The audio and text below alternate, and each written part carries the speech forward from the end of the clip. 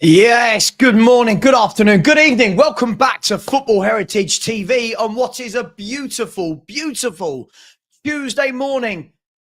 We are now just 8 days away from a Europa League final. Can Tottenham Hotspur win their first European trophy in 41 years? Or will Man United and their heritage, their football heritage, stand in our way? Good morning, everyone. If you are in the UK, of course, that will be your time. Hey, where are we? So, Tottenham Hotspur, we know we're in a Europa League final. We know that. But there's still games to go. We're still a professional football club. We are still, hang on, look at the state of my hair there. We are still a professional football club with games in the Premier League to go. So what happens this weekend? What happens this weekend? We've got Aston Villa away on Friday night. Now, the interesting part about this, and I will say some good mornings in a minute. The interesting thing about this is that Aston Villa, the game was moved. Spurs asked the game to be moved. Does that mean we're going to put out our best team? Does that mean we're going to put out our best 11 just before the cup final to get the minutes into the legs, to get some cohesion, some momentum? If not, why on earth did we move the game? So again, it's going to be interesting. And Adiz, Man United are playing at the exact same time, Friday night. I think they might kick off 45 minutes later than us, but they're playing Friday night against Chelsea. So Man United will play Chelsea, Spurs will play Aston Villa, and Chelsea and Villa, I think, will be very happy with these fixtures because Chelsea and Villa are both fighting for Champions League football. I'll be honest, I'm very worried at what Aston Villa are going to do to us. I think Aston Villa are a top team, very well organised, very well drilled, and I think we are the complete opposite. Let me do some good morning, shall we? Let's do some hellos and see who's in here. Big up to Craig Henschel. Good morning. Good morning, good morning, good morning, Craig. Hope you're well. Good morning to Vinny Rowley, Dan G, do. Good morning to George, who's a channel member. Big up to my channel members like Mark, like George. Hashtag searching for Matt. Yeah, he bottled it yesterday massively, didn't he? Aussie Anchater, another member. Big up to you. Yeah, listen, Perchi and I have decided we're going to do this now every week. We're going to get the comments that get sent in to us. We're going to talk about them. People have got away for too long with abusing YouTubers. So we're going to bring up comments that we get during the week and we're going to talk about them and call out the viewers. Big up to you, Aussie Anchater. Good morning to Neil. I know, but we've had injuries. I know, like every other club. It's so infuriating, isn't it? Oh, I love it, George. We have a positive goal difference. Brilliant. As we sit 17th in the Premier League. The things that people clutch onto. Yeah, but we scored a lot of goals. Yeah, but we don't win games of football. Like, isn't that kind of counterproductive? It's like when I was younger, going on the pool in a nightclub. It's like me going, oh, but I spoke to 15 women. Did you pull any of them? Get any phone numbers? Nah. Okay, good. Well done. Well done for your rubbish conversion rate. Trust me, that didn't happen, by the way. Always phone number. I'm just kidding. Good morning to Mark Taylor, another channel member. How are you, sir? By the way, I want to apologise to my members. I've been really bad this season with members' shows. From the summer, we're going to have member-only shows twice a week, and then next season, once a week. All right, I promise you. I've been really, really lax with that. So that will be coming back. Big up, George. Said that was the debate show classic. Savva can't reply just in case he offends anyone. The poor guys. Honestly, everyone's offended by everything. Look, and by the way, tonight at 5 p.m, we have got the call-in show. So let's see who turns up this week. Let's see who turns up. You normally get Rico trying to tell me about my own club. You normally get Ben talking about the winning mentality, even though we've shown over 19 months that we're losing more and more and winning less and less. There's no winning mentality. There's no winning mentality. Good morning. Another channel member. Arsenal are just the spicy Spurs. I love that. Big up to you. 42 today. Happy birthday. happy birthday to you. You're an old git like me now. I'm 42. I know. I only look 21. I know. Listen, happy birthday to you, my friend. Much appreciated for being here on your birthday, and I hope you have a really good day. Big up to Jimmy Hotspur. Good morning to Kate. Dean Law is in the house. Another channel member, Mario. I promise, Mario, I will do better with the member-only shows next year. I promise. Agreed, Jimmy. Let's hope that Villa don't smash us. It's just getting embarrassing, isn't it? If Villa beat us, it will be defeat number 21 in 37 games. But don't worry, people. Apparently, the league doesn't matter. Just unbelievable. Isn't it funny how the league doesn't matter? Now we've made the Europa League final. But for all those months, I was told that when the players are back fit, the league mattered and we'd go flying up the league. It is a very, very, very strange world that we live in. Spursy Rob, another member, says, I don't care if we lose. And before I go elsewhere, big up to you, Rob, as a channel member. Atavatron Wembley won with a very generous morning. A generous start to the morning, should I say, said, morning all, my great fear is that because we aren't defending a 3-1 lead in freezing Norway or holding firm in a hostile Frankfurt, that suicide Ange will be back with a vengeance. Do you know what? I can't fault you for having this. I can't fault you for having this opinion. Let's be brutally honest about this. Let's be really, really brutally honest about this. Every time we've done the defending in Norway, the defending in Germany, we then come back to the UK and just go gung-ho. Now, Man United being a Premier League team, yes, it's a Europa League final, but Man United being a Premier League team, will he go back to suicide Ange? And this is why I can't ever get on board with him. I think his football's terrible. But if he does do that, it's absolute football suicide in a final. I'm with you. I appreciate the super chat. I'm 100% with you. So thank you very much. Much appreciated to that. Very generous. And if Atavatron Wembley can stick in £10, the rest of you can at least smash the like button. There's 174 and growing, and we've only got 41 likes. That's all I'm going to say for the next 20 minutes. We'll see in 20 minutes. Come on, guys and girls. Let's show some love. 2 more Premier League feats and 1 Europa win. Got to win it, haven't we? Got to win it, Mario. Got to win it. I genuinely can't think about the possibility of not winning it, mate. I genuinely can't. Yes, people are saying I don't want to win it and other fans don't want to win it, but there is zero reason to not want to win this final. There is 100 reasons why we need to win the final. Big up to you. Big up to my man, Rich C, saying Villa are going to impale us. And Rich C also going to be in attendance at the Football Heritage TV barbecue in the summer at Savva headquarters. Big up to you, Rich. I will see you there. Good morning, Georgie 1 for LCFC. Good morning, Uncle Savva. Actually, I am an uncle. So, yeah, I was going to say I'm not that old, but I am an uncle. And I have a 19-year-old nephew. So, yes, I am an uncle. Big up to you.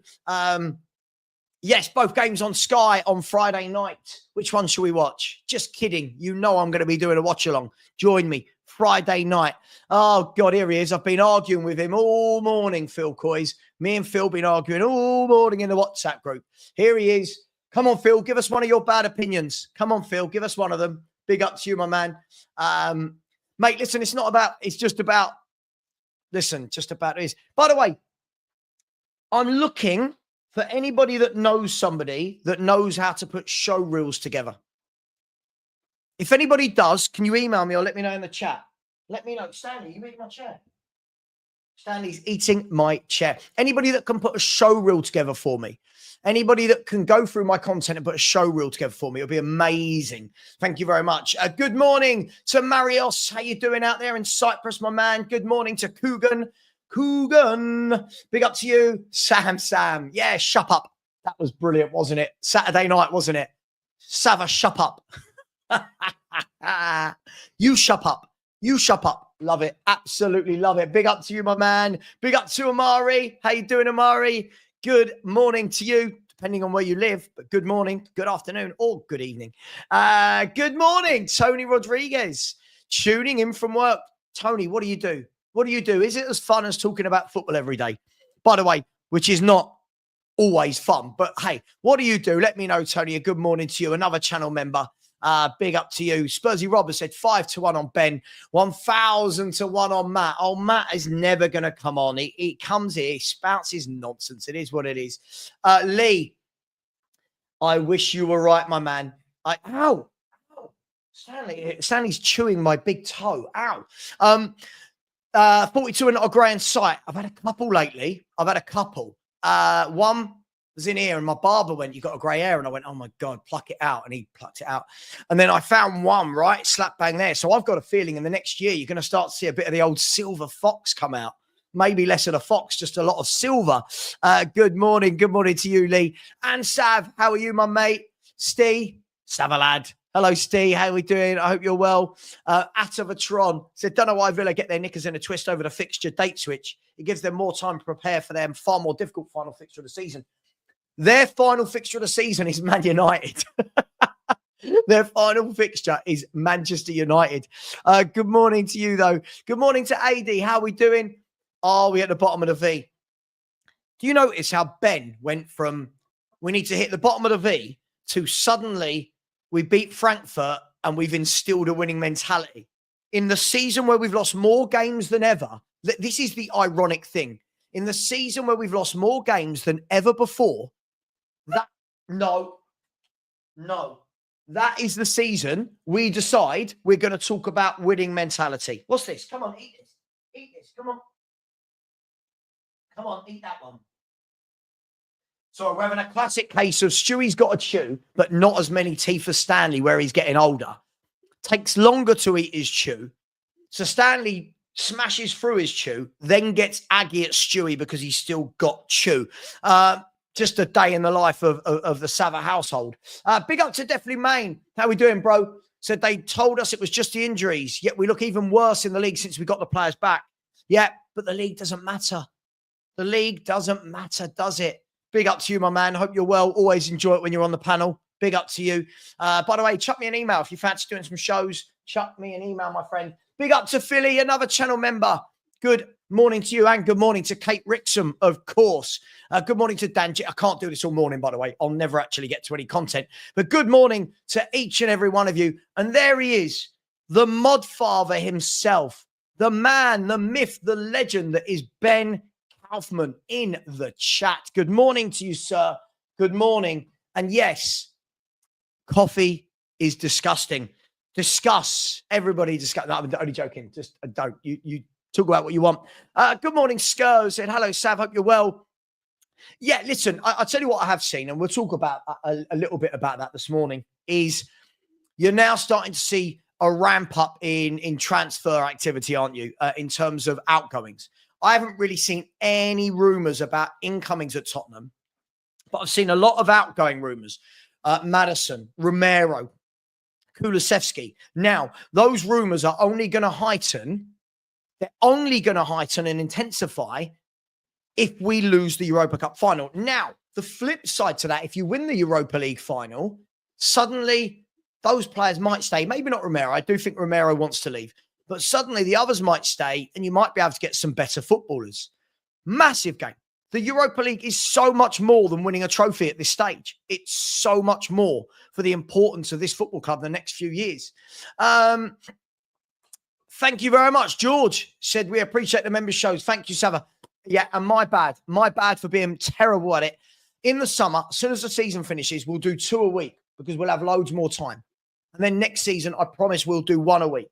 But as long as people turn up, I remember before doing some member-only shows and only like 7 or 8 people turned up. But we will do that from the summer, I promise you. Good morning to William E. Hope you are well, William. Hope you're well. Aidan says we're going to get opened up like Bonnie Blue. Is that in the Villa game you're talking about, or Man United? Good morning to Gaurav. How we doing? Good morning to Futures Bright, Futures Lily White. Come on, you Spurs. Good morning to you as well, my friend. I hope you are well. Look who we've got. We've got Mark Cousins in the chat, another channel member. Welcome to you, Mark. Another person who is coming to the FHTV barbecue. Neil, this is where I'm at with it. I genuinely don't think it matters who plays. I've heard this all year. But it's a B team. But when the A team play, they don't win as well. By the way, I do have a bee or a wasp that's been flying around. I haven't been able to get it for about 24 hours. I'm assuming it's the same one. And I can hear it. So if you see something dark behind me, there's a little bee or a wasp.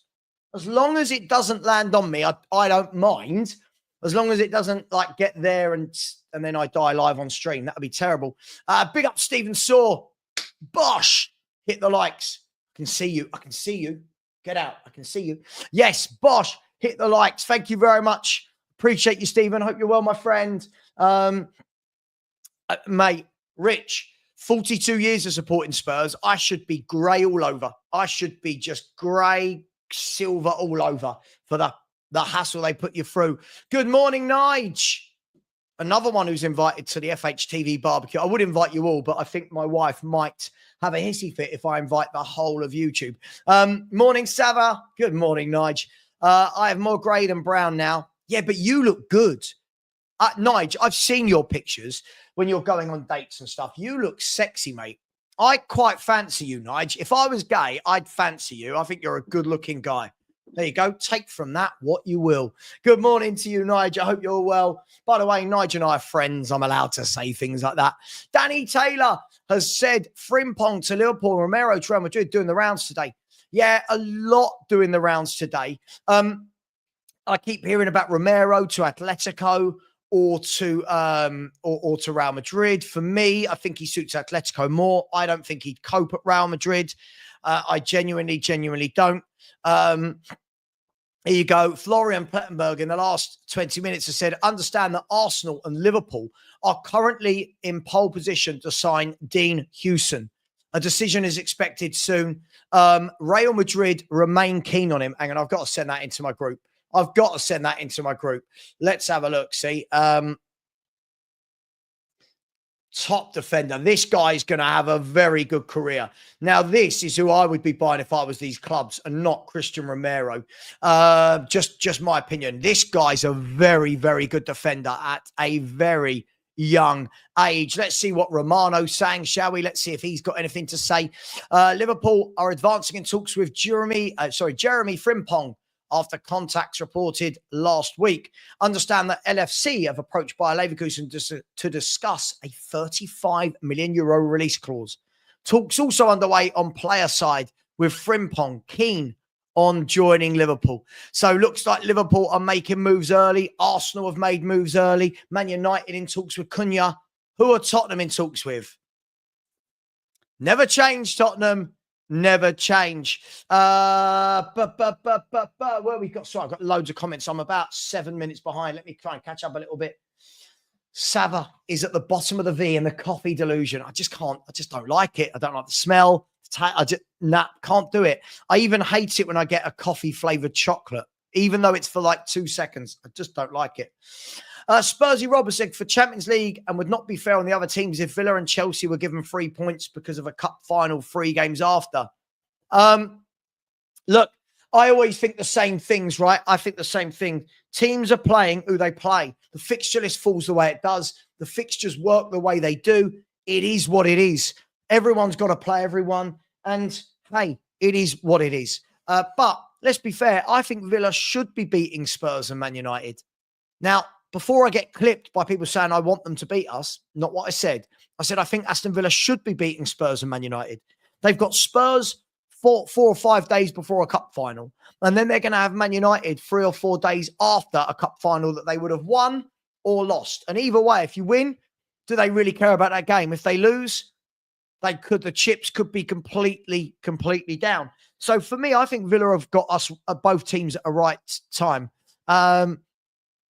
Could Romero stay? I don't think he will. I think he wants out. I don't care. As I've said before, I think this is a very overrated defender. I don't care if he goes. I genuinely don't. Too much hoo-ha with him. Too many bad performances in the last 4 years. Too many excuses for him. Too many times he's put country over club. Too many times he's injured. I'm not bothered. I'm just not bothered. Big up, Anton. How you doing? Much love, dude. Hope you're well. Big up to Mario, who's gifted Anton that membership. Mario, thank you very much. Really appreciate you. Very, very generous indeed. Thank you very much. Mario, always here, always supporting. And he's going to get his farm in Kent, which we're all going to go and have a great big party at. Big up to you, my man. George, thank you very much. I've read this, but thank you again. Thank you very much, George. Appreciate that. Sorry, I hadn't moved it off my red list. Whoever gets him, I'll tell you what, if I was Liverpool, I would buy a Heung-min and I would play him alongside Van Dijk for the next couple of years. And I would let him learn for 2 years from Van Dijk. That's exactly what I would do. Yeah, I mean, he's kind of like a wing back, isn't he? But he's very good going forward. I think he'll suit them. I think he'll suit them like a glove. I really, really do. Romero to Real Madrid seems likely now, but I think he suits Atletico more. Do you know what? I think he struggles at Real Madrid because I think at Real Madrid, where they dominate a lot of games, their centre-backs sometimes have a tendency to switch off and not concentrate. And that is his biggest weakness, is his concentration. So for me, I listen, as I said, I think he's a good player. No more, no less. I think if you've got him at centre-half, Trent Alexander-Arnold at right back, I'm not sure that that's the strongest defensive partnership on the right-hand side. I think both of them like to go wandering in midfield. I could be wrong, just putting it out there. Apparently I'll take that swap all day long. I'll take Jota all day long over Kulu. All day long. Big up to you. Hope you're there. It is the what? There it is. Unbelievable. The cheek to come into here. Hang on, I'm going to shut the door so you can stay out there. 1 second.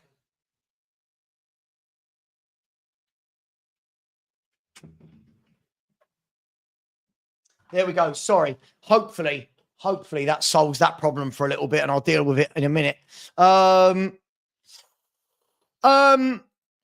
don't think listen, I've been having this chat this morning.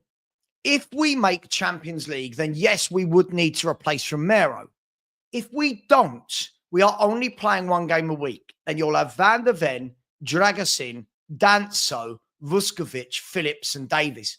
You don't need another centre-half. A good coach will be able to get the best out of them lot for 1 game a week. That's just my opinion. I think if you sell Romero and you get Champions League, you've got to replace. But I can't see us doing that. If we're only playing 1 game a week. It wouldn't make sense to me. But ghosted again. I think Danso, listen, Spurs aren't silly. I think Spurs have already bought in Dragusin and Danso, 2 centre-backs in the last 2 transfer windows. You have to ask yourself why. We bought in 2 centre-backs in the last 3 transfer windows, right? You've got Mickey van der Ven. You've got Vuskovic coming through. You'll have Phillips coming back. Davis has signed a new contract. You can't have 7 centre-backs if you bought another one. Can't have 7 centre-backs if you're playing 1 game a week. It just doesn't, the numbers don't make sense. It doesn't add up. The footballer Romero sees in the mirror is definitely not the one we see on the pitch. Completely agree with you. He thinks he's too good for Spurs, so let him go. I agree with you. I think, do you know what I find funny? Yeah. Do you know what I find funny is when you speak to rival fans, lots of rival fans talk about Heung-min. They talk about Van Dijk. They talk about Celiba, Gabriel. No one talks about Romero. The other fan bases don't talk about Romero. I'll be honest, I don't think he is a solid player. I think he's got a bozo gene in him every game. I think he's got that bozo gene in him. I think he goes to Atletico. I think it suits him more. I think that style of play will suit him more. And I think that Simeone's a great coach. So I think it works for him. I just don't think at the age of 27, I don't think he's as good as everyone thinks he is. I think a lot of people really overrate this guy. But for me, he's been very rash up and down. Sure, listen, I'm not doubting it. Players' form drops. You know what? If you're buying him, sometimes you buy a player, they get a renewed urgency, don't they? A renewed energy. Their form picks up. A manager puts his arm around him. Hey, you're my guy. That's why I'm buying you. So I agree with you, but it's different horses for different courses. And there wouldn't be as much pressure at Spurs on him as there is at Liverpool as well. I agree. I agree. I don't think he'd force Romero to stay at all. There's a huge difference. Kane was world class and scored 30 odd goals a season. Romero is not world class and misses loads of games a year through injury. So I think he'll take the money. I really do. Ben has said, I think a back three of VDV, Drago and Danso will be solid with a proper midfield ahead of them. I agree. If that was your back three with Porro and Adogi as wing backs, I've got no problem with that. As long as you've got a coach. As long as you've got a coach that can coach them. Completely agree.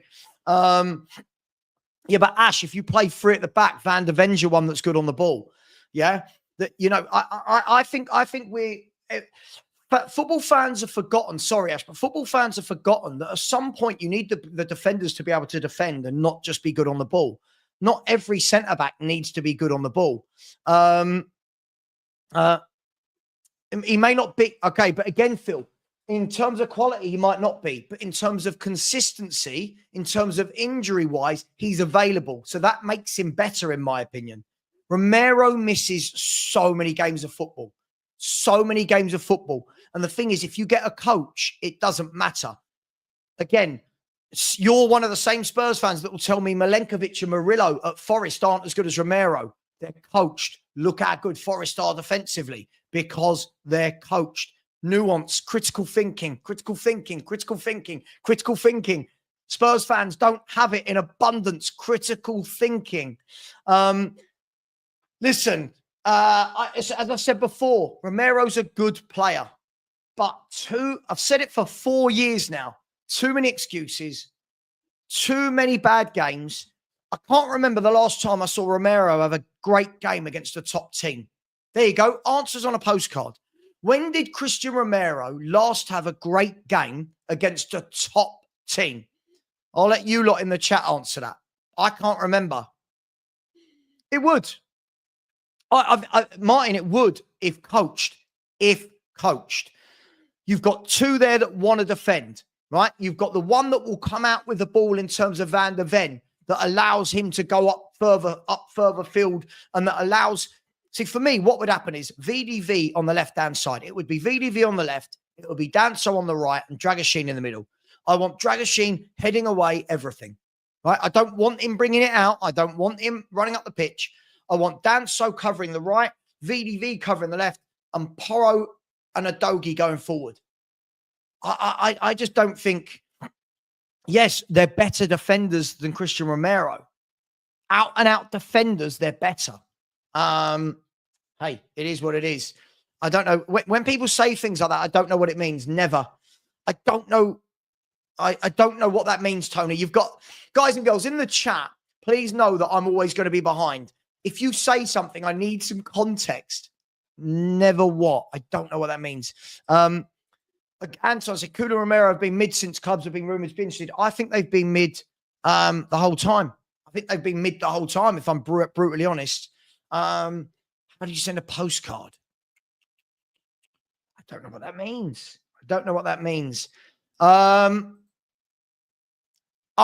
Look, for me, oh, never. Right. Okay. Apologies. My question. I'm asking, big games, the biggest of games. When was the last time Romero had a great game against a top club? Yeah, sorry. Got it. I'm struggling to think. If you look at the games we've won this year that were the best wins, Romero wasn't even in the team. Our best win and our best defensive performance was Man City away. Didn't Davis and Davis and Dragusin play in that game at centre-half. It goes to show people don't understand anymore. Coaching, organisation can make very average players, very good players look better than they are. This is what we seem to forget. Look at Brentford. Why are Brentford doing so well in the league? No one's going to tell me any of you would want Pinnock, Collins, Vandenberg, but he gets them organised. He gets them organised. Right?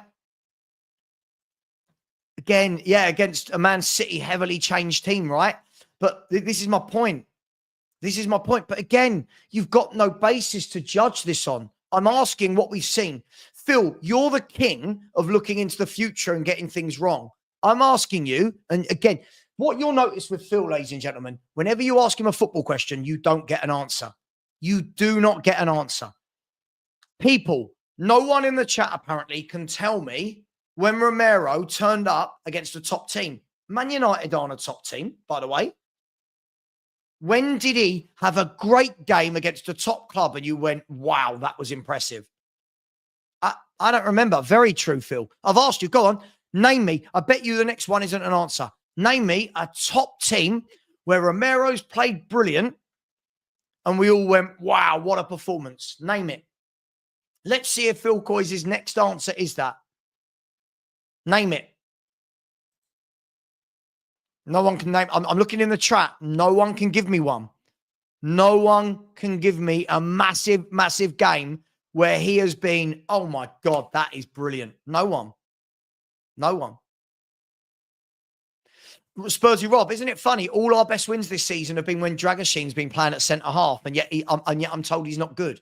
This is what I mean. People see players, right, and judge them very quickly. Romero can make mistake after mistake for 4 years. We still put him on a pedestal.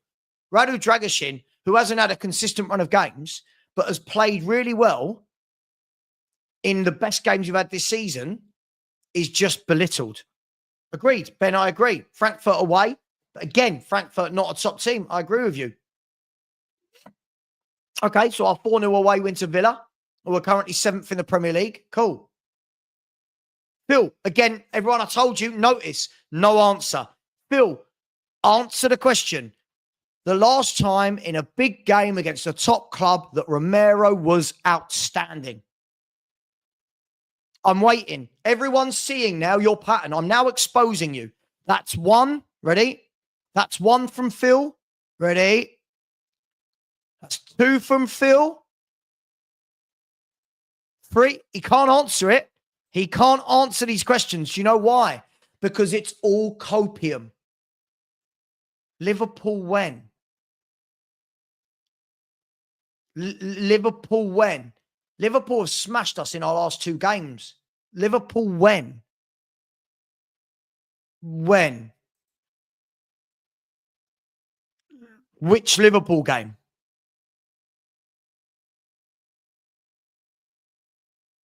Again, he says these things. Which Liverpool game? Hang on, let's check. Let's check. Premier League, Spurs. I love it. I just love it. The copium from Spurs fans is brilliant. Here we go. Liverpool. So Phil said Liverpool. In the last game, Romero didn't play. Let's go to the Liverpool game before that. Liverpool beat us 4-0. Romero didn't play. Before that, Liverpool didn't play when we beat them 1-0. So Liverpool, when, Phil? And this is where receipts are important. You can't, again, guys, you all know me. I'm a facts person. You can't just come to my show and spout nonsense without it being called out.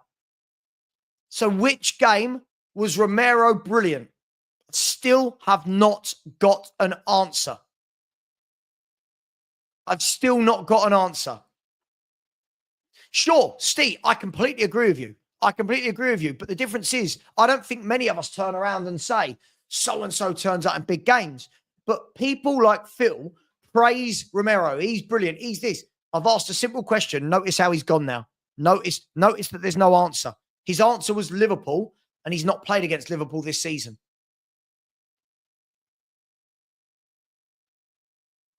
Andre, I want to see Dragusin in a team that defends.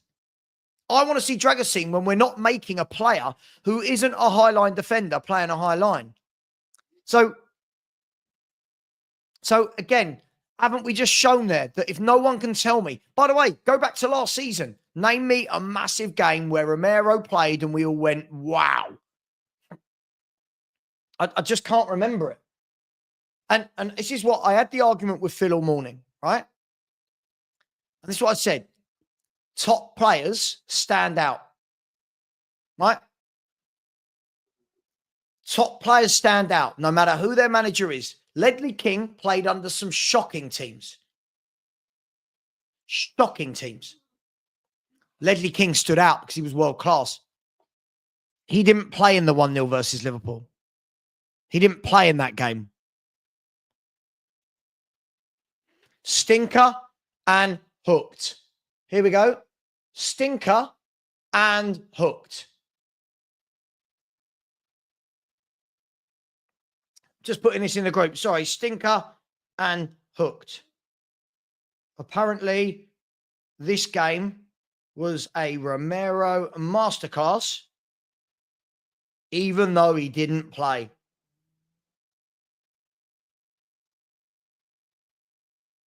Oh dear, oh dear, oh dear. And guys, what we've just seen there, right, is this is what YouTubers become. It's a lot of fans that say things with zero evidence, zero critical thinking, and other people go, yeah, I agree with that. Yeah, but it's not true. Yeah, but I agree with it. Yeah, but it's not true. The 1-0 versus Liverpool, I'll tell you what, let's find out, shall we? Tottenham sofa score. I've got all the results here. So Tottenham 1, Liverpool 0. When was that? Let's go to Tottenham 1, Liverpool 0. Previous. Tottenham 1, Liverpool 0. Where are we? Let's have a look at the lineups. Oh dear, oh dear, oh dear. Everybody ready? Oh dear, you ready?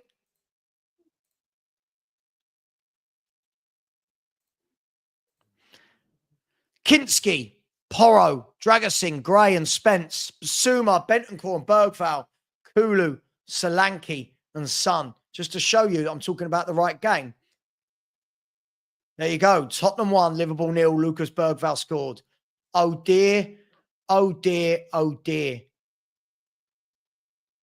And I've seen, sorry, the 2-1. Right. You mean the 2-1 win where Liverpool broke our defence a number of times, even though we had 9 men. They had 9 men. And when they had a perfectly good goal disallowed. Really? So you're going back. When even was that game? Let's have a look. Spurs 2, Liverpool 1.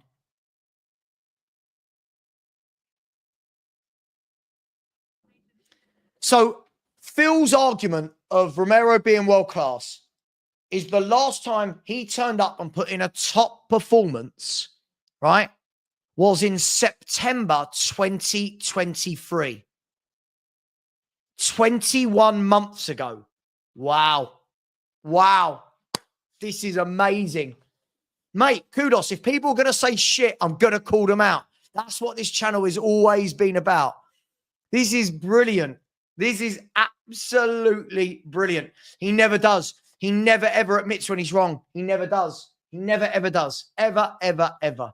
Guys, I think this goes to show, right? When I've said Romero's a good player. Yeah, he's a good player. Good. So many people are putting him up there. And he's not doing it. Agreed. Agreed, Dan. Agreed, Dan. This is the difference. Loads of times I watch Arsenal when I go, Celiba's top. Don't get me wrong. He makes bozo mistakes. But loads of games you watch and go, yeah. Right? Same with Ruben Diaz at City. Vardy. Loads of games you go, cool, he can play. I don't ever watch Romero and go, that's a top centre half. I look and think, yeah, you're all right. Yeah, you're good in games. You have good games, but never seen him have a top game to snuff out a top player. That's my opinion. And factually, the fact that none of you can come in here and tell me when he last had a good game, and that we're talking about September 2023. You do realise, like, if we look, right, let's have a look at all the games Romero played. Right, here you go. Last bit on Romero. So if we look at these results, right, let's have a look at all these results. If you go to, you see those defeats, Romero played in the Arsenal loss, wasn't it like 3-0? The Chelsea loss, wasn't it 2-0? The Liverpool loss, wasn't it 4-3? The Man City loss, that was 2-0. The Newcastle United. Romero plays in all these games that we get battered, but he's a world-class centre-back. I don't get it. I don't get it. I don't get it at all. Arsenal at home, what, this season? You mean the game where Arsenal didn't really attack? Phil, but why didn't we see the best of him under Conte either?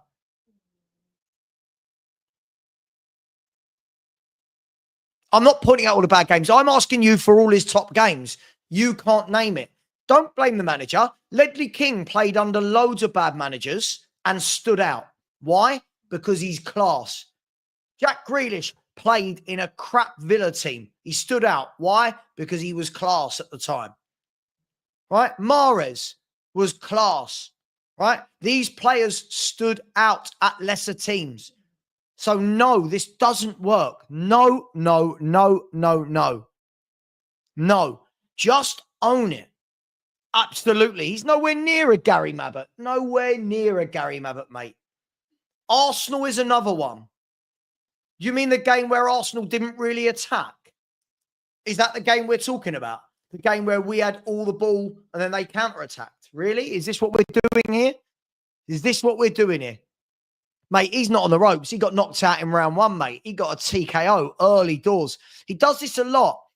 Unfortunately, I'm a factual person. I'm an evidential person.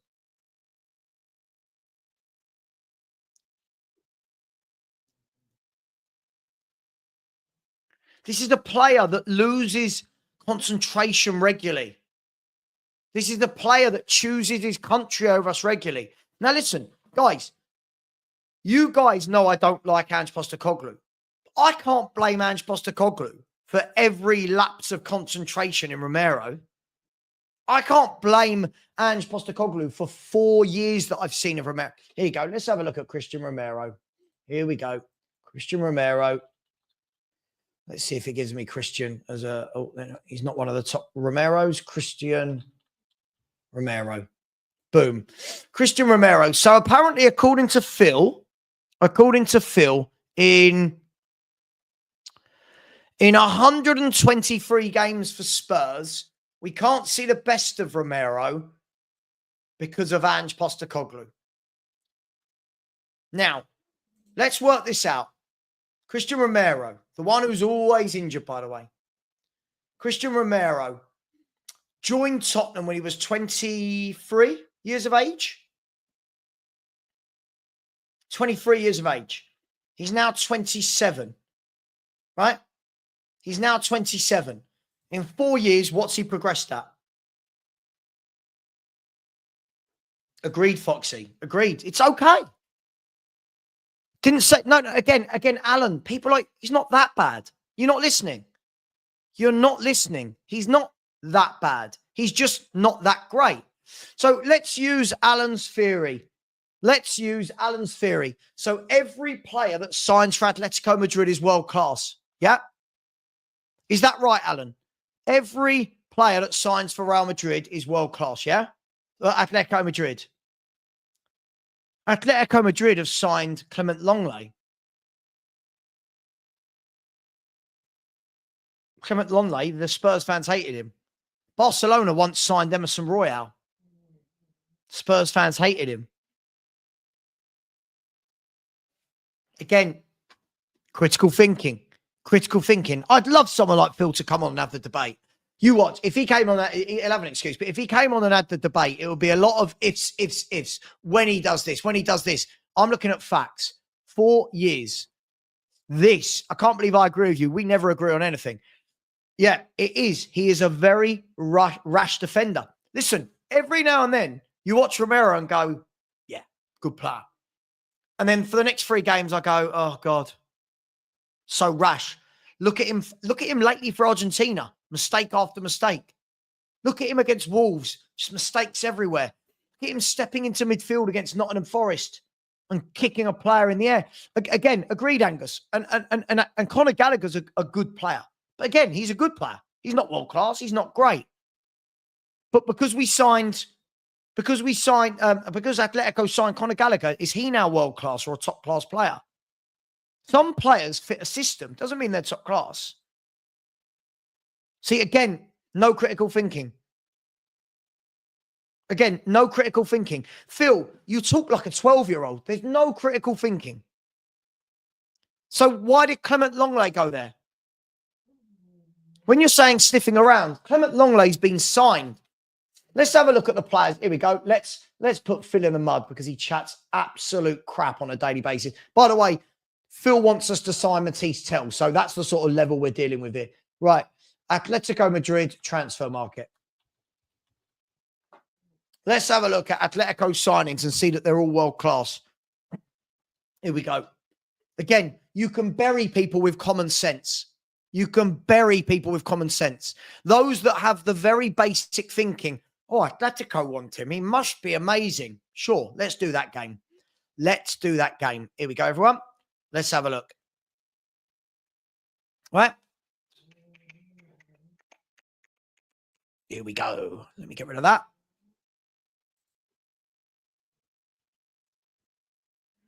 So what? They signed him. So what? They signed him to play and he plays in the first team. What does it matter if he's on loan? Your theory, Atletico are sniffing around him, so he must be brilliant. Cool. Well, then Longley's not sniffing around. He's playing. Longley's playing in quarterfinals in knockout games of Champions League for this guy. Let's have a look. This is what makes you laugh. These people have no critical thinking. It's like speaking to children. Let's have a look. Here we go, everyone. So, Conor Gallagher, is he top class? No, good player. He's not top class. Lenormand, he's a good centre-half. No more, no less. Thorloff, good striker. Not top class. Musso, good player. Not top class. Longley, decent player. Not top class. Let's go back before that. Vermeeren, young player. Agahawa, Galan, Marino, Moldovan, Gabriel Paulista. Sorry, are these all top class? Sionchu from Leicester City. Sionchu. So Atletico Madrid signed Sionchu from Leicester City. Is he top class? Critical thinking. Let's have a look at some more. Let's go back to the season before that. Depay, not top class. Matt Doherty. Serge Reguilon.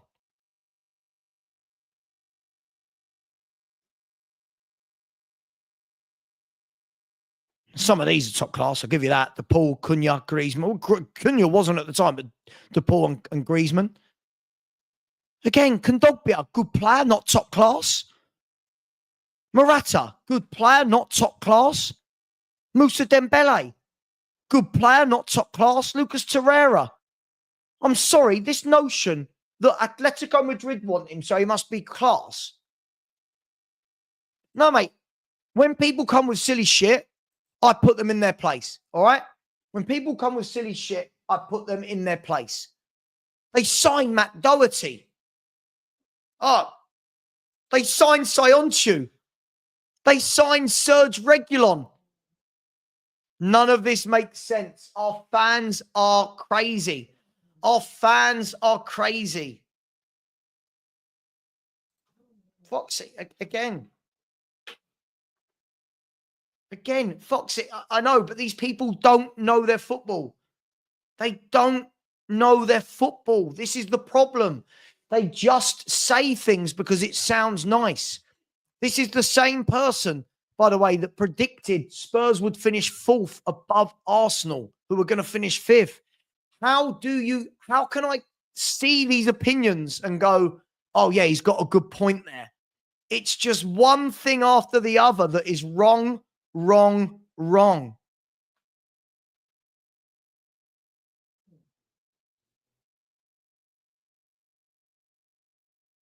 It's just one thing after the other.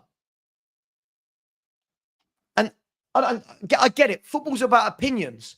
But at what point do people have to back up their opinion?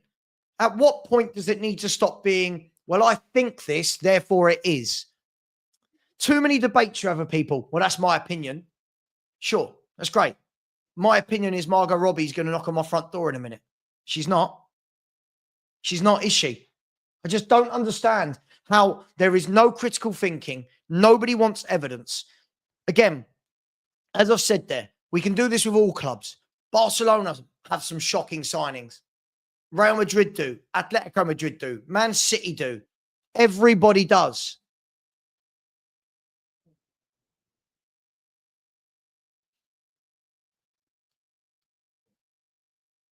One second.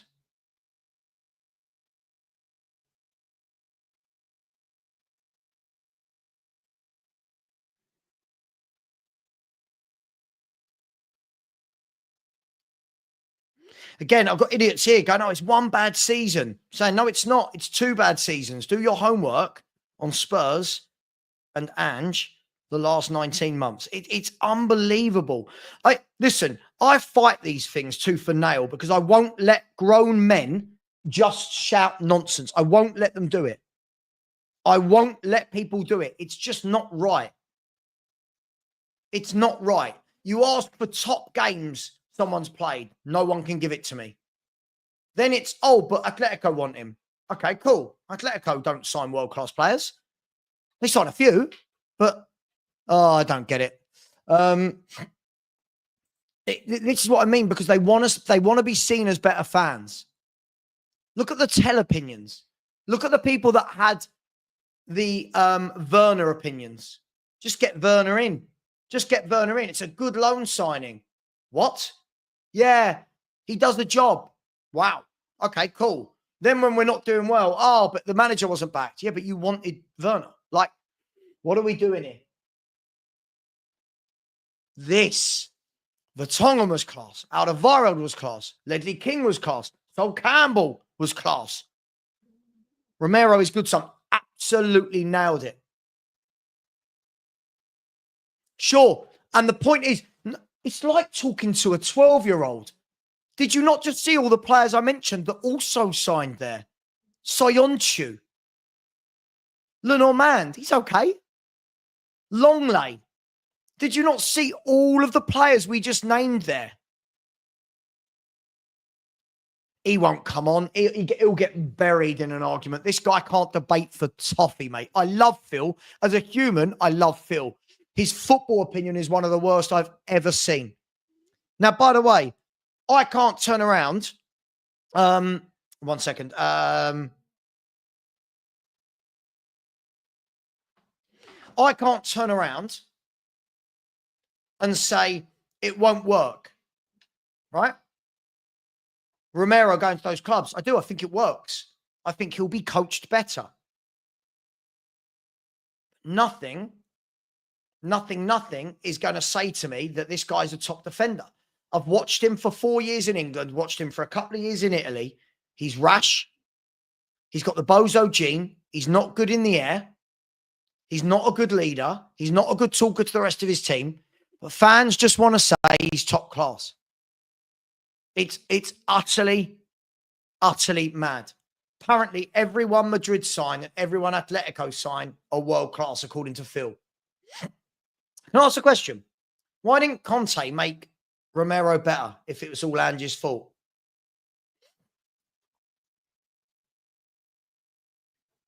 No, in Italy, he had some really top games. He did. I'm not doubting that. But the problem is we're now 4 years down the line, notorious PIG. And 4 years is a long time. You know, between the age of 22 and 27, you've got to see him grow massively as a footballer. And I've not seen it. I've just not seen it. And again, people who take this out of context, I don't mind Romero. I've got no problem with him. I just don't put him on this pedestal. But Alan, one game isn't what you pay for a player. I expect him to step up in the final. Look at Man United's forward line. He's playing against Rasmus Højlund. I expect him to step up in the final. Sure. So what was the excuse for him under Conte? It's not about just being exposed. It's the silly running into midfield and kicking people when you don't need to, Ash. Right? It's the losing your man. It's the concentration. We can't blame Ange for everything because he was doing this under Conte. Conte's a defensive manager. It's mad. Anyway, listen, Spurs fans, as I said, when I say some Spurs fans have what they deserve, we overrate very average footballers. It's absolutely fine. We can do it all day long. All day long. No, they don't. They don't make them elite. Name a manager who's made a trash player elite. Think about your wording here. Trash and elite in the same sentence. Doesn't work. Trash and elite. Come on. It's mad. I hold people accountable. Bang on, Danny. Bang on.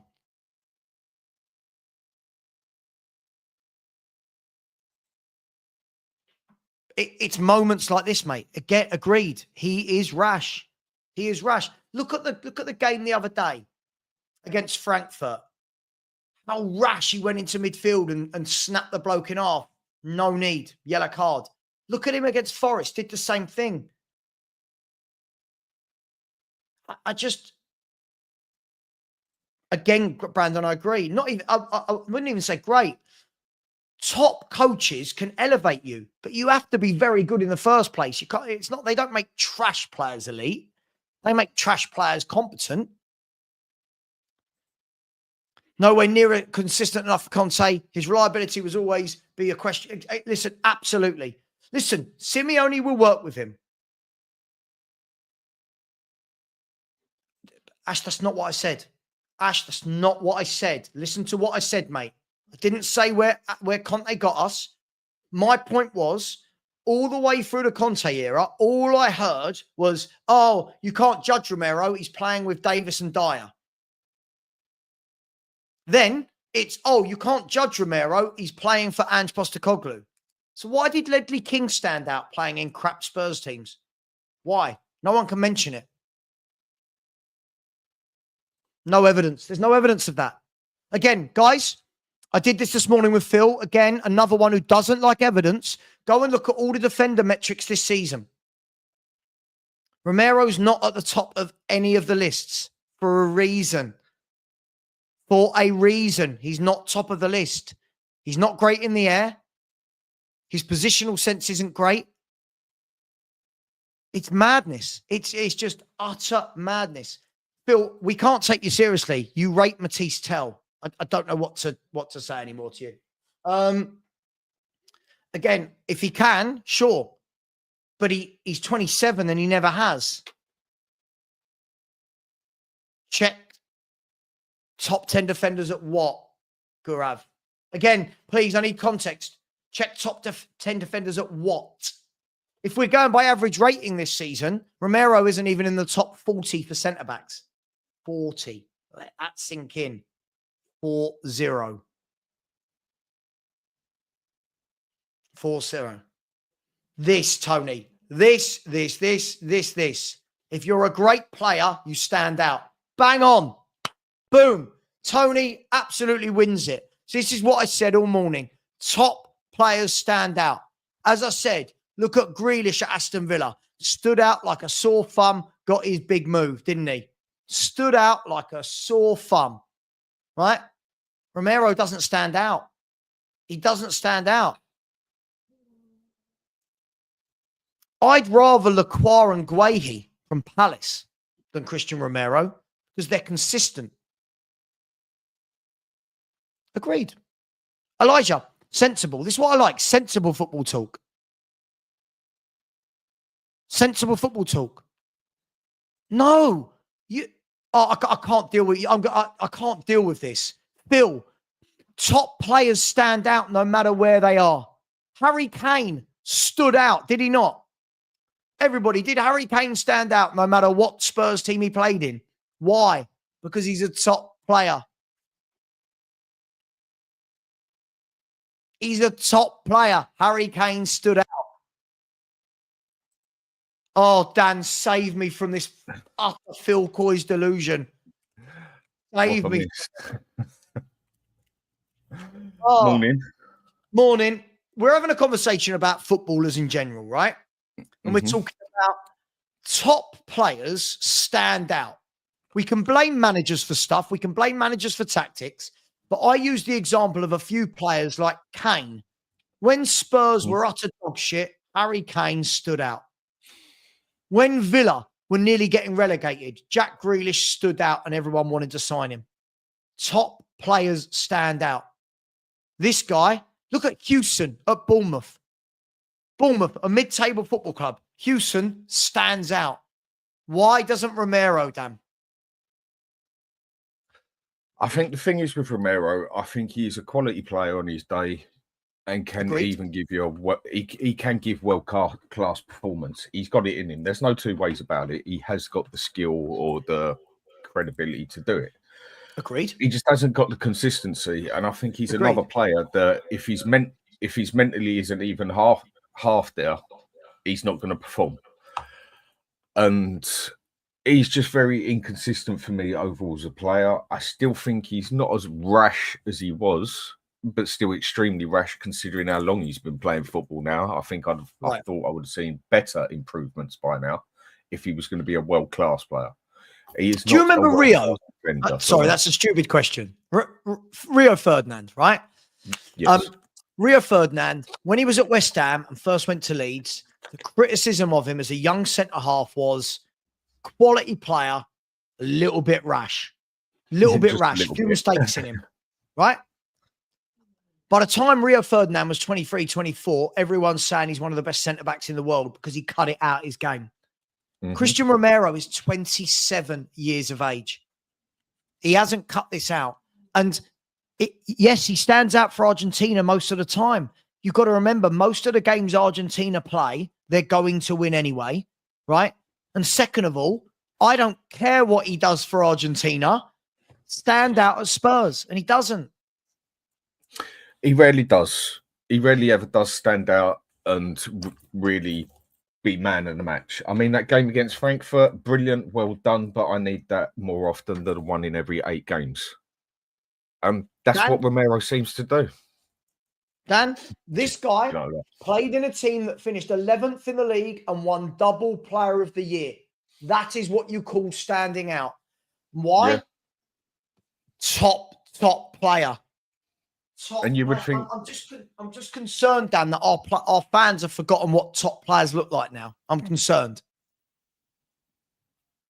You think someone who's playing in a team that is just underachieving so much, if they are world class, okay, it might knock them down a little peg or two.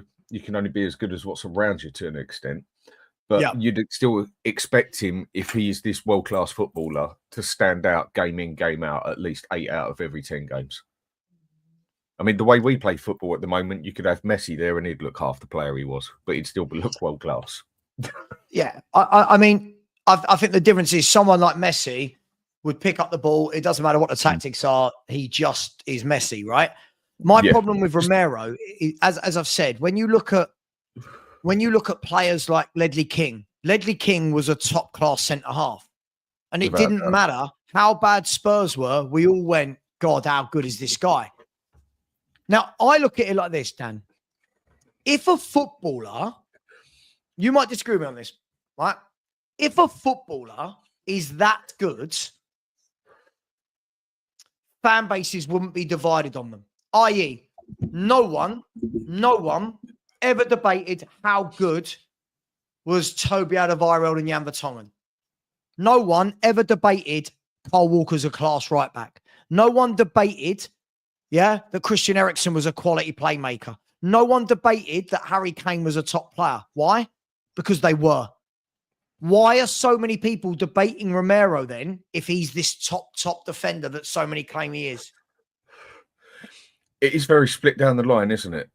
I mean, when he had that season in Italy at Atalanta, here he is. Excellent. Here he is, the Romero defender. Here he is. He had an excellent season in Atalanta. He was brilliant. And to get defender of the season in Italy, you've got to be something special, or you've got to have had a special season. And he did.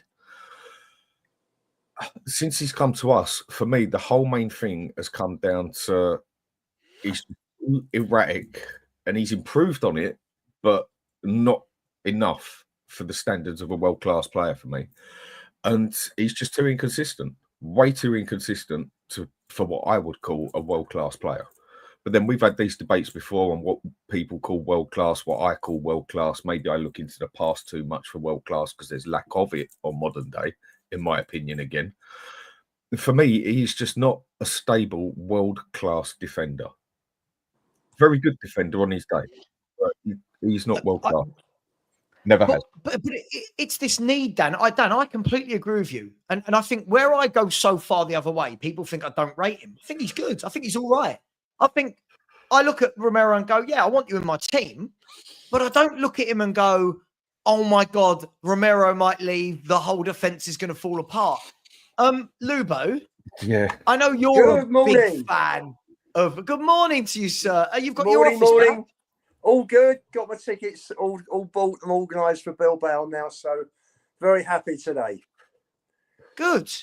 I mean, if I get one more message from people asking me if I can get tickets, and I'm like, I know people who have got tickets, but it's madness. Lubo, are you back in the office? Is that what's going on here? Yes, I'm in the office. Do you want to ping me through an email and I'll be on the big screen then? If that's okay. I sent you the email. No, didn't get it. Oh, I bet you I know what I've done. I've bloody sent it to myself. You know why? Lubo, you know your email starts with SA? Yes. My phone's gone automatically to Savva, to my own email address. Okay. There you go. Sorry, mate. Sorry. It's on your email. Lubo, while you're doing that, yeah.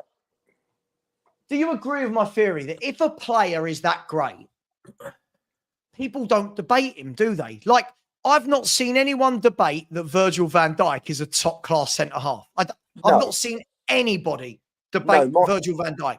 Why do we all debate Romero? My feelings on Romero are this: I don't think he's world class. He's not consistent enough to be world class.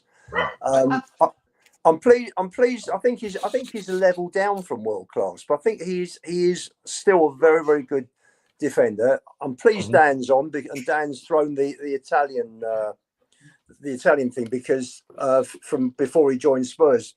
I spoke to somebody who worked, funny enough, who worked for a famous chairman's betting company, who told me that the stats that Romero had the year before he joined Spurs were the best for any defender worldwide, anywhere. Sure. He was brilliant. I watched him play enough times here, and he was excellent. He had a good year. When he was at Atlanta. Yeah. But that was a long time ago, Lubo. That was a very long time ago. His problem. You probably had hair the last time Romero had a good season. You see, for me, the biggest issue was his temperament and the way. And no, I heard was his temperament and getting into all sorts of shit he didn't need to get into. And for me, that always spoiled him. I'm going to come off. I'm going to come straight on the big screen. Yeah. Go on. Yeah, look. I think the point for me in all of this, right? I think the point for me in all of this, guys, is when we're talking about if Romero leaves, right? I've said I don't think it's this great loss because I truly believe that if a proper coach comes in, right? If we're talking about a proper coach, I think that a proper coach will look at Van der Ven, Dragusin and Danso and think, I've got enough there to work with. I can make them solid through coaching, through making them a unit. The same way Bournemouth's defence is a coached unit. The same way Forest's defence is, Fulham's defence. So that's my point, is I don't see it as this great, oh my God, if Romero goes, how will we cope? he's been part of some dreadful, dreadful defences at Tottenham, factually. Well, my personal feeling is that when you look at all the players, if you look at all the players at their very best, for me, Romero's the best in the squad, followed by Maddison, followed by Porro. For me, they're the best three.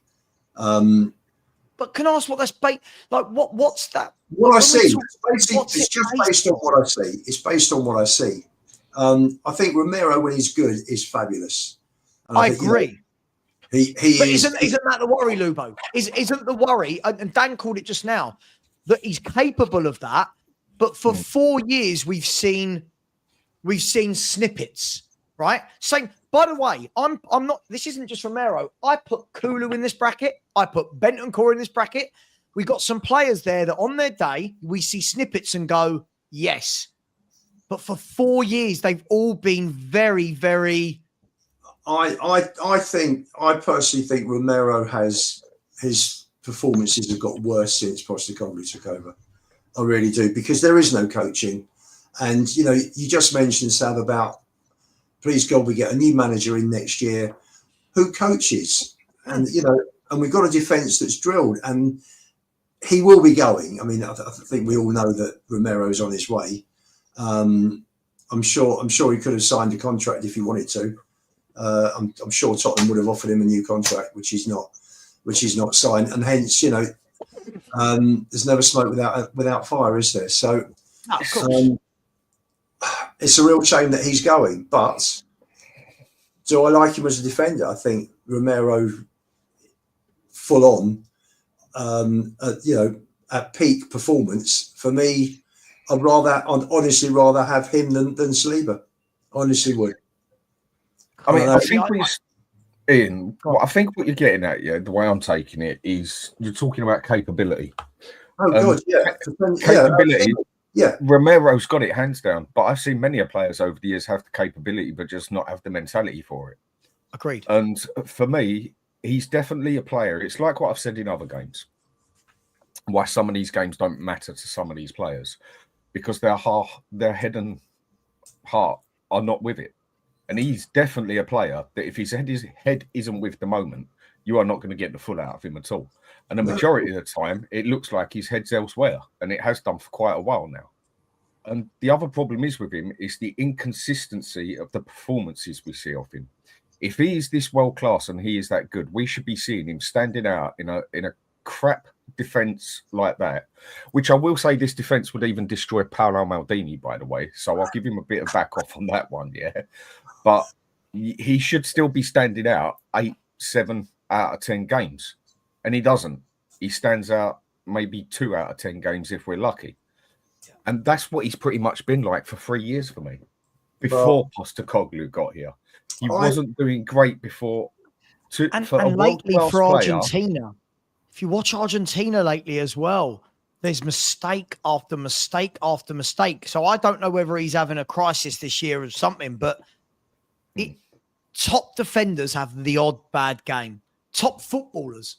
Yeah, if you look at the top players have the odd bad game, but most games you go, yeah, you're quality.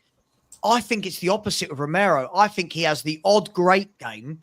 And when he does, you get like Lubo coming into the screen going, I never want to hear about Romero again. I never. He was brilliant. He was brilliant that night. I was so high that night. I've got to tell you.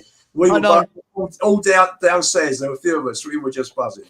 Great performance that was. That was an interesting one, because this is a guy who I do think is a very consistent, good defender, Gabriel. I actually think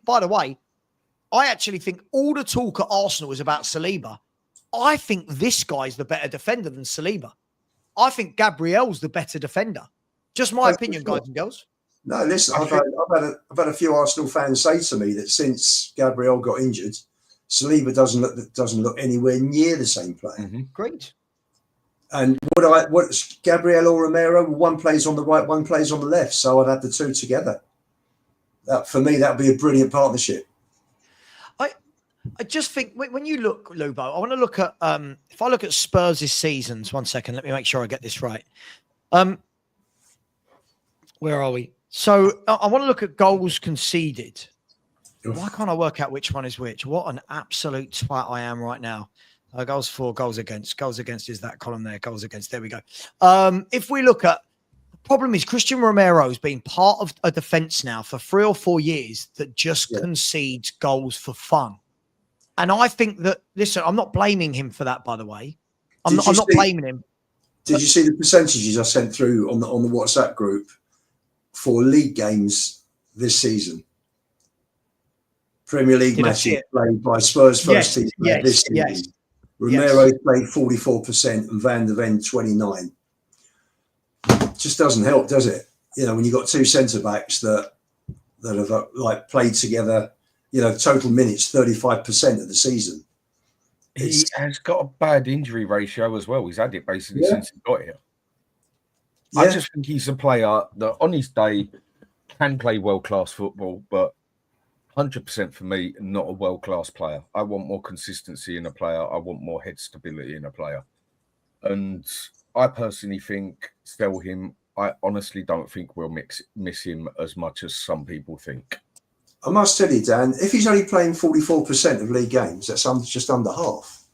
So he's missing every other game, isn't he? Ian, I said it and got called mad for it 2 years ago that I would have had Milinkovic over Romero if I had the choice of who to buy on the day. I'd have had Milinkovic over him all day long. And that's not just because of the season he's had. That's because I've been watching him for about 5 years at Fiorentina. I would have picked him all day long. He's a more stable player. I think he's better at tackling. No, he's not better at going forward. He's 1,000 times better in the air. I think he reads the game a lot better. He's an excellent captain material. He's just that much more of a sort of player I would have. Is Milenkovic world class? No, but he's a bloody good, consistent defender. And I would rather have that than a so-called world-class defender that turns up on his day when he wants to, and then he's just erratic all the time. And half the time, you honestly don't really know what you're going to get. Yeah. I know you can say that with the rest of the team, but we're talking about Romero. Yeah, and that is why I prefer a player that is more stable, where you know where you're going with it. Sure. For Leanne Rolf's comments at 11:47 about Romero, talking about Dan so will get better, maybe Phillips is ready to be promoted. I'm looking forward to seeing how good Vuskovic is. Because you've got this 18-year-old, he's going to be 18, I think, any time now. And he's played in 2 top divisions in Europe already. So he's got to have something about him. I just like, I completely agree with Dan on this. This might be one of those shows where Dan and I don't fall out and actually agree with everything. I like consistent defenders. So when people say to me, we won't sign a defender as good as Romero, fine. But we might sign a player who's more consistent than Romero, which for me is more important. Now, a couple of examples I want to use across the Premier League. Look at Lacroix at Palace. Look at Lacroix at Palace. No one talks about him when they talk about the best defenders in the league. Every time I watch Palace, I'm really impressed. Organisational skills, good in the air, good on the ball, good in the tackle, doesn't ever seem to be out of position. Look at someone like Tarkowski. Look at his facts and stats playing for Everton. His defensive stats are brilliant. Now, you might argue that he's probably got a bit more. Actually, you wouldn't with Ange, but you probably argue, he's in a defensive setup. Look at Heung-min, who's obviously the other end of their career than those players I mentioned. There's defenders out there that just get on with their job, don't get the praise, but are consistent. Maybe what I'd say, Dan, there's 7 out of 10 defenders, but every week. Romero, for me, is a 8.5 out of 10 on his best day, but too many days at 5 or 6. I just want him being at 7, 7.5 for the whole season. I just want consistency. Solid, every game, doing the same thing. And I don't think we get that level of concentration or performance from him. That's my problem with him. It's true. It is what it is. It's true. And I want a defender that is a good defender and a very stable defender and consistent. And I think consistency can override quality to an extent. When you've got a quality player who only turns up 2 every 3 games, brilliant. On that day, he wins you the game, whatever else. when you've got a very good, consistent player who turns up 8, 9 out of 10 games, you've got a better player as far as I'm concerned. Mate, I agree. So I'm just trying to. Someone's bringing up here. Sorry, Terry's asked me, Savva, can you bring up the Premier League comparison of Romero and Celiba? Sure. I'm not basing Romero against Celiba, by the way. I said I think Gabriel's the better player, but I can try and do that. 1 second. I never seem to be able to get this to work when I do the player comparison. I don't know why I can't ever get this to work. Player comparison. Yeah, I want to change that player. Sorry, 1 second. Yeah, guys, talk amongst yourself while I do this. No, just going through the comments. Just Finn's comments about all these great players, world class, Bale, King, Lineker, etc., etc., etc. We've been very privileged to have seen a lot of very good players over the years, and unfortunately, there's nobody in this team that gets into. I mean, I did my all-time best 11 for the 2 marks, and there wasn't one player from this squad that got in there. Not one. Of course, it's not going to be. I mean, seriously, there's not one player we've got in that team that you can stand out and say is a quality player. You can say there is one that was a quality player, and that is Son, but he's nowhere near to the standards he was either. Again, another one where Spurs hang on to players too long, in my opinion. Yeah. I mean, I've got I can bring it up. I don't know if the Premier League one, if anyone's got a better one, this doesn't really give me a lot to go by. Like, it will tell me goals conceded, which obviously Celiba will be better because he's been in the better team. It will tell you blocks that Romero's got more, of course, because we're defending more than Arsenal are. You know, it will tell me tackles, which, again, Romero will win the tackles because Saliba's not having to make as many. It will tell you clean sheets. It will tell you that headed clearances. Again, I'm looking at the ratios. Romero's had about more than 3 times the number of headed duels than Celiba has. So I don't know what I can gain from that. But all I know is I feel like when I watch Celiba, he's just more consistent as a footballer. And that for me is everything. Consistency. That's all I want. I felt with Dawson, no one's going to sit here and go, Dawson was an amazing footballer. But Dawson, I knew what I was getting every game. Yeah, he'd throw his body on the line, right? He'd jump into every tackle. He'd fight for every duel. And yeah, as a footballer, not as good as Romero. But you ask me who I'd rather have, Romero or Dawson. I want Dawson because Dawson's a leader. Dawson's a warrior. Dawson won't go, oh, well, hang on, England are playing next week, so I'm not going to play in case I get called up. Like, that's just me.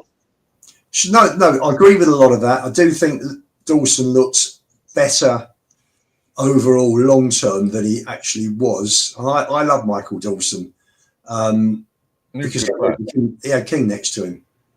And King would make any partner look good because he was that good. Sure. But didn't we hear this, guys? Didn't we hear this? When Romero wasn't doing well under Conte, the excuse was, wait till he's got a better centre-back partner next to him. You'll see the difference. Everyone blamed Davis and Dier for everything that Romero did. Now he's got the better partner. We're going, well, Ange, it's Ange, and he's not good because of Ange. There's always an excuse for the guy. Just stand out. I thought Romero cleared up so much shit with Davis, Dier, Longley, Tanganga. I don't think. Sanchez. I mean, I thought he was forever putting out fires. I mean, if he's the world-class player, then shouldn't he be the one making the not so good player next to him look significantly better? Because like some people have said, you need the right partner next to you or the better one to make you better as such. Correct, but I do think that Michael Dawson was better than Davis, Longley, Sanchez. Sure. I agree with that all day long. I agree with that one, definitely. Sure, but when Eric Dier played at the back alongside Vertonghen and Alderweireld, how good did Eric Dier look? What was the shame with Dier? He was fabulous that year that Leicester won the league. and he picked up, I think, was it glandular fever, and he never got back to his best after that. They pulled him back. Personally, I think what happened with Dier is they pulled him out of his best position, and that was defensive midfield. And when he actually played defensive midfield for England, he looked solid. And then when he came back to be an out-and-out centre-back, I don't know, for him, it just never really clicked. I think he looked much more solid as a DM when he was playing as that. It was when they brought him back to centre-back, for whatever reason it was. I don't know, he seemed to step it down. But then he went to Munich and got in their team regular. Dan, they brought, the following year, I mean, I think Dier was ill, wasn't he, for some time, but Spurs bought Wanyama. And Dier was never going to dislodge Wanyama from that position. Yeah. So, Listen, I that's think probably why they brought him back. Yeah. There's pros and cons to all of this, right? But I'm just trying to make the point that sometimes it's not the better player that's needed to make a system work. And again, I keep looking at all of these clubs, the Forests, the Brentfords, none of them have standout footballers.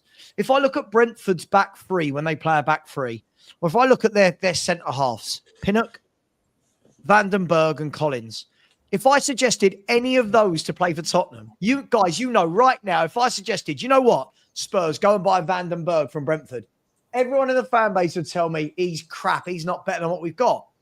But you know what? Because Thomas Frank's got a good system, makes it work, has built a team and some partnerships, they're good defenders. They defend well. That's all I want. And that's my point, is that I don't think we need a Romero for that. I think you can put, again, if we had a back three, if you had Dragon in the middle of that defence, Danso to the right and Van de Ven as the left-sided one with Udogie and Porro, right? I don't want Dragic. People are going, he's not good on the ball. That's not my role for him in this team. My role isn't Dragic, get the ball. I want you to wander out of defence. No. Radu, you're in charge of the other two, right? You tell them when to be in with you. Anything that comes in that box, you and Danso, boom, get it away. Danso, I want you covering Porro, who's going to be the right wing back. We know he's going to be hard to pitch. You're going to cover anything on the right. Van de Ven, you're going to cover anything in behind Udogie because you've got the pace. Danso and Van de Ven, you two, you've got a bit more license, especially Van de Ven, to bring the ball out the back. But Radu, I don't want you going wandering. Don't want you on the halfway line. Defend. If you've got that and then a competent double pivot, I hate that sound, but the double pivot, what we call a midfield, 2 eights that just get back and forward, that could be solid. That could be solid. It doesn't need to be that those players are individually worse than Romero, because our best wins this year have been with Radu Dragosin in the team. He's so bad. Why have we won the better games with Radu in the team? The madness is why we even bought Dragosin. When you can blatantly see that the two defenders we do play with aren't, they're played as ball-playing defenders, basically, and they're to push forward. That's not his style of play. He's what I call a no-nonsense centre-back, basically. Right. He's just one who does his job. He stays there. He's a centre-back. He's the best one, probably player on the pitch we got in the air. He's physically solid. He can tackle well. His main thing that lacks him down, he's not even slow. It's just the fact that he's, what do you want to call it? He wouldn't be able to turn around double quick. He'd need a whole horseshoe to basically turn around and come back on himself. So it's not his fitness or nothing else. He's just not very flexible in that aspect. And he's the one you just have sitting there, in my opinion, in the middle of a free, sometimes having pushed forward a little bit, or even come back into a sweeper zone if need to be, and just be the no-nonsense centre-back. Right, get the ball, get rid of it. Get the ball, get it out. You're changing the system, aren't you, Dan? You don't want Vicario playing passes, 5-yard passes in his own area. Yeah, but I'm just talking about no, the whole but the whole thing, man. It's the system. You've just spoken about the backs, the centre backs, which is spot on. I'm talking about Vicario. Sav's just mentioned the double pivot. So you could start with those 6, and then you've got the 2 wing backs, because we haven't got wingers that create. So your wing backs will create, which is what, I'd love to see Spurs working now on a back 3 for the final. So match United, go 3-3 against United and nullify them, and then hopefully our better players will perform Can I ask you, Lubo, on that? Can I ask you? And I think you might have brought this up, so I might be stealing your own point from you, right? Good. But Crystal Palace play the same style as Man United. I said that on your show Sunday. Perfect opportunity, wasn't it? A massive opportunity to put out more of your senior players and go, guys, this is what you're up against. Yeah. This is what you're going to be up against. Wing backs, yeah? Like Mazraoui will do what Munoz done. He will get forward, right? The back three will do what Palace's back three did. They will sit in a bit more. Bruno Fernandes will do more of what Eze did in terms of finding those pockets. And we get to that game, go back to the way we used to play. And I agree with you, Lou, what you said the other day. It felt like a massive opportunity missed because Villa don't do that. Villa will not play that way when they play us on Friday night. They will play a back four with a midfield three and a forward three. That is how Villa will play. Sure. He'll take a reserve team to Villa. We'll get smashed probably about 5-1, 4-0, 5-1. It'll be one of those results. Just horrendous. He's actually sold the league season down the river, hasn't he? For the last couple of months, he's just forgotten about the league and just concentrated on Europe, which may pay off for him. But look where we finished up. Yeah, 17. Absolutely. Well, look. Hang on. Oh God, bless me. Bless me. Sorry, I didn't get to the mute button in time. Guys, we're going to wrap up, by the way, at 12:20, if that's okay with the panel and with everyone in the chat. So another 13 minutes. Dan, I know that you said 10. Is that all right? You can do me 13? That's fine, mate. You could, Lubo, you all right with that? All good. Stanley agrees. Stanley's gone past the puppy bark now, and we've got the I found my voice stage, which is lovely in the middle of the night when he wakes up and cries at everything. Guys, look, this is going to be interesting, right? We do go to Villa. And again, we've had this conversation. But for me, I think this is a real difficult one. If you don't start any of these first team players, Lubo, right, you're now looking at 11, 12, 13 days that most of them wouldn't have played. I get they would have played 20 minutes here, 20 minutes there. Is that a bit of a risk? As well as the risk of getting injuries, is there also that risk that you go, well, most of them didn't start against Palace. They're not going to start against Villa as well. Is there a little bit of that risk that it's a bit stop and start? I don't know. Players should be fit this time of year, shouldn't they? I think it's just Spurs we're talking about, Lubo. No, I know you talk about matches, but I don't know. I just think it's been such a horrendous season for injuries that this is the game that he should. The team he played Sunday should have been playing this Friday, and for me, he should have played his first team against Palace.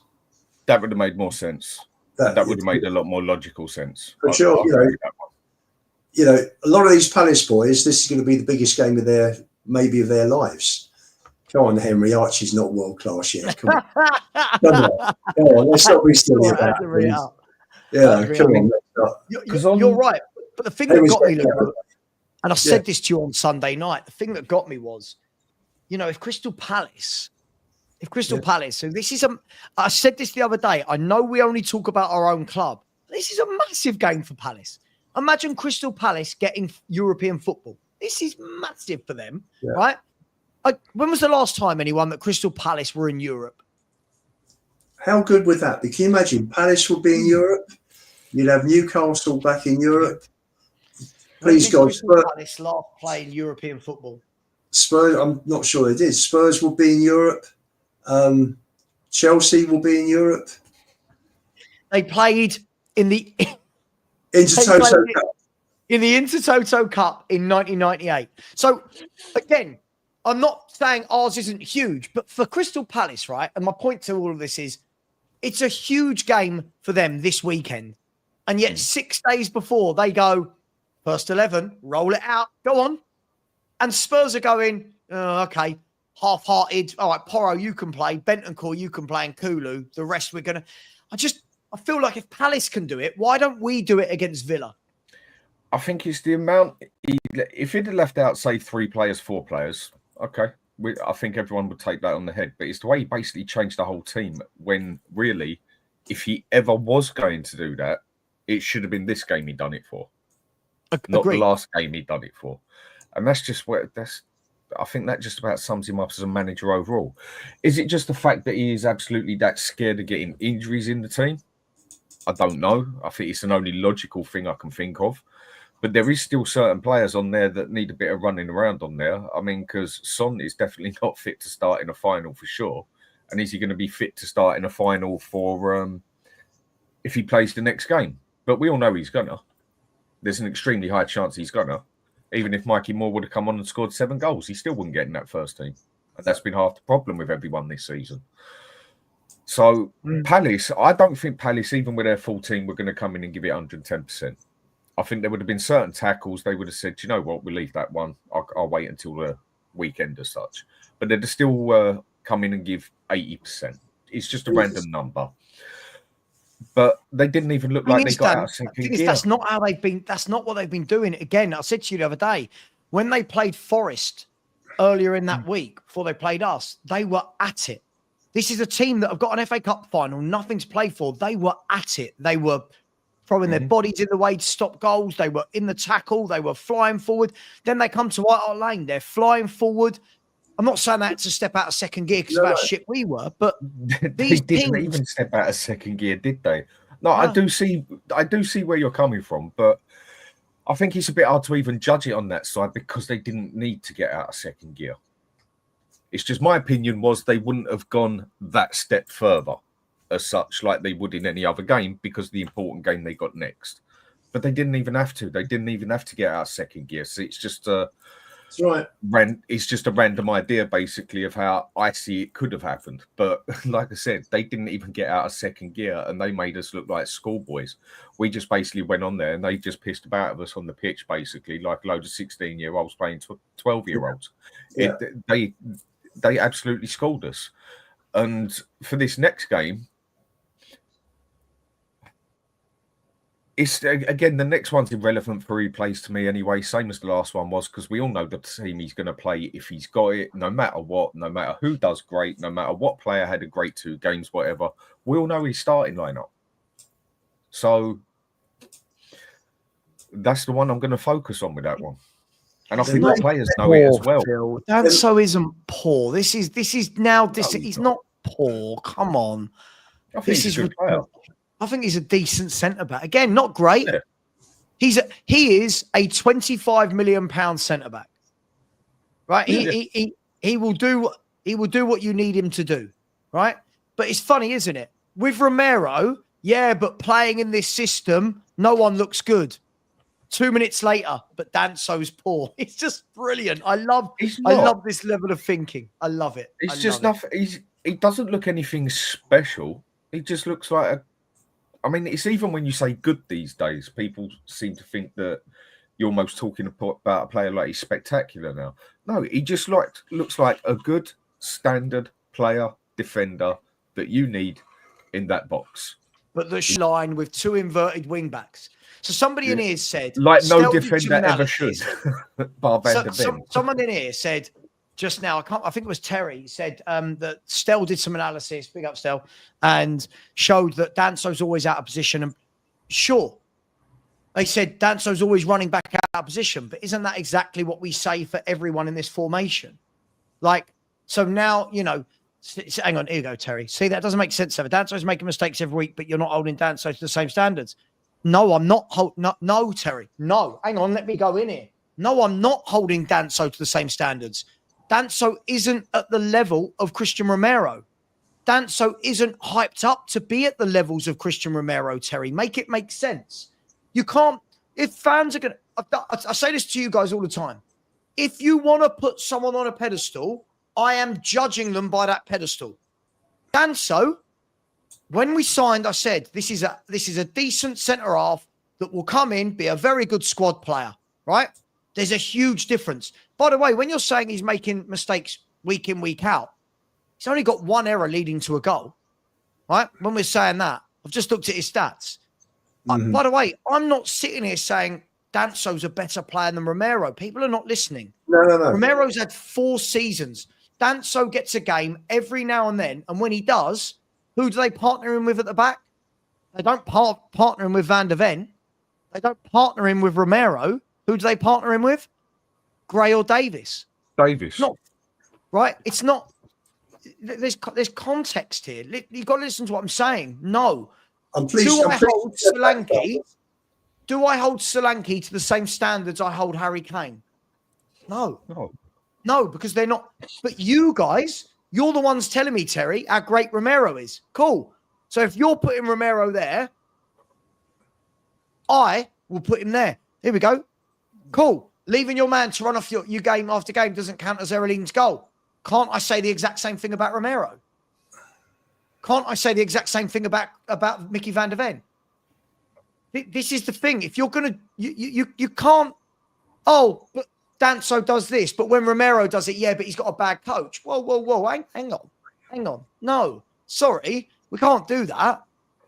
We can't. Sorry, guys, you understand what I'm saying on the panel, right? We can't. Yeah, no, listen. Yeah, and likewise, I'm pleased you said that, Sav, because likewise, you can't judge an 18-year-old kid that's thrown into midfield at Anfield, can you? By the same, you know what I mean? I don't. But the thing is, I don't judge Archie Gray the same way I would judge Basuma or Bentancur. Of course, sure. Me not thinking Archie Gray isn't good enough isn't me judging him against Basuma and Bentancur. I just don't think he's good enough, right? At the moment. But when we're going to turn around and go, oh yeah, but Romero's exposed by the system. Oh, but Danso, who, by the way, how many Premier League games do you think Danso's had for Tottenham Hotspur? He's got to have had about 10, hasn't he? I'd say he's done. Let's have a look. Are you getting another percentage of minutes? Here we go. Kevin Danso has had 8 games in the Premier League, right? Now, if we look at the matches, so he played 90 v Palace, 90 v West Ham. He played 90 v Liverpool, 45 v Forest.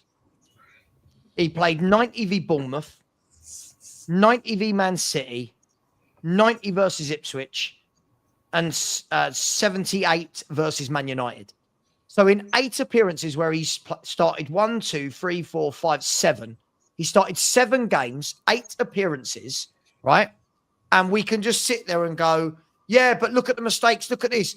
Romero has had 4 years and is getting the mistakes made. By the way, I have not once said that Kevin Danso is better than Romero. What I'm saying is, if Romero goes, I'm not bothered as long as a coach comes in, because players like Danso will be well organised. I don't understand what we're... When you want to get called world class at something or be considered on the top of the top, you get judged on the top of the top. And that player next to you, who's a good player or an average player, can make the same sort of mistakes, but he's had a better game. Why? Because he's only a good player. That's meant to be a world-class player. A player that cost 80 million will get judged 10 times harder than a player that costs 20 million. A player that costs 40 million will get judged 10 times more than a player who costs 12 million. That's just how it works. Like it or lump it. There's no difference there. If you are considered that good, you are not meant to, if you are considered world-class or extremely good, you are not meant to be making those mistakes of the player that is only good. One of the problems we got is we don't have any world-class players. I completely agree. And that's the problem. And we've had a sprinkling of world-class players through the teams. We've never had enough.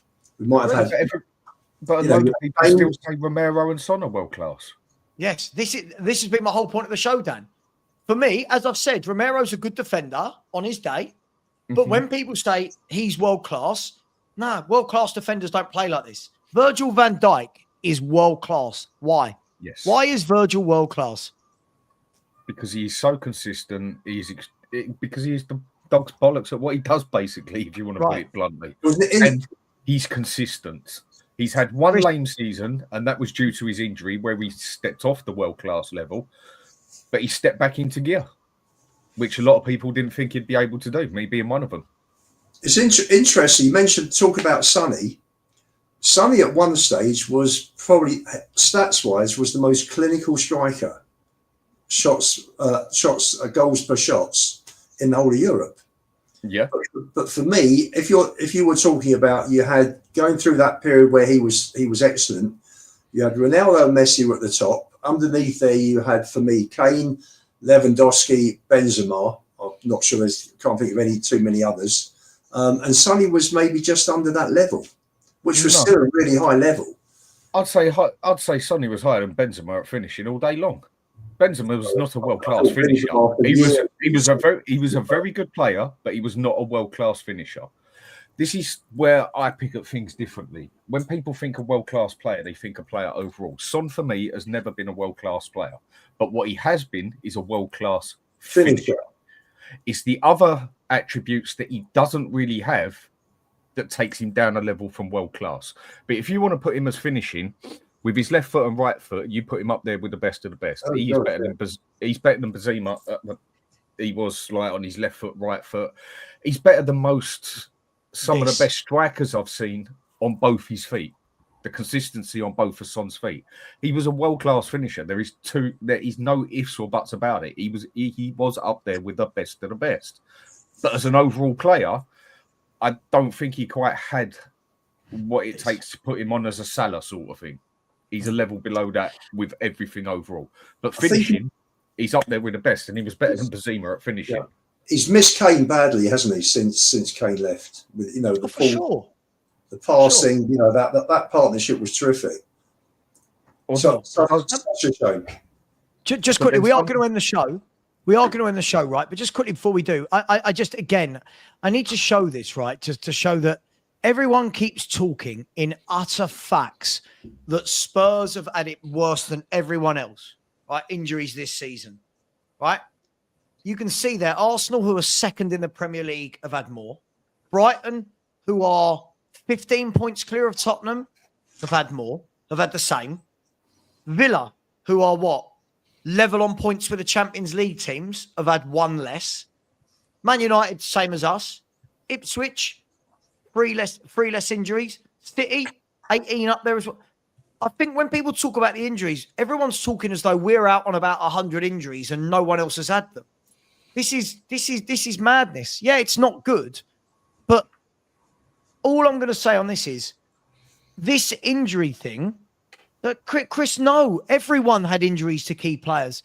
Arsenal have lost Gabriel for a huge chunk at the important end of the season. Saka missed about 15, 20 games, whatever he missed. Right? Ben White has missed loads.